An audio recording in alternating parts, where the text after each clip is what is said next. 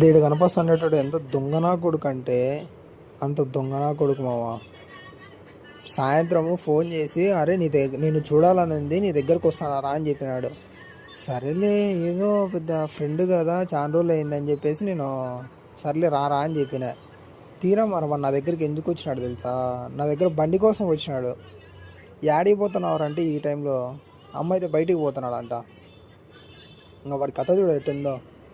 ఇప్పుడు ఏంది, అప్సిగూడ నుంచి కూకట్పల్లికి అమ్మాయి కోసం వచ్చినాడు మనోడు. ఇంకా సర్లే అని చెప్పేసి ఇంకా వాడు ఎల్బీ నగర్కి వెళ్ళిపోయాడు. నేను ఇట్లా ఇంకా జేఎన్టీకి అయితే కనుక ఇంకా బయలుదేరినా. మళ్ళీ నాకేంది బంపర్ ఆఫర్ ఏం తెలుసా? 170 రూపాయలు లెక్క కొట్టి మేఫీలు పోయి షవర్మా తెచ్చుకోపరా అని చెప్పేసి నన్ను కాకాపడుతున్నాడు.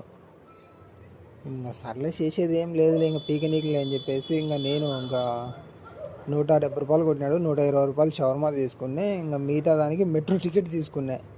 పోను 17 రూపాయలు, రాను 17 రూపాయలు. అది మట్టుంది మనోడితో.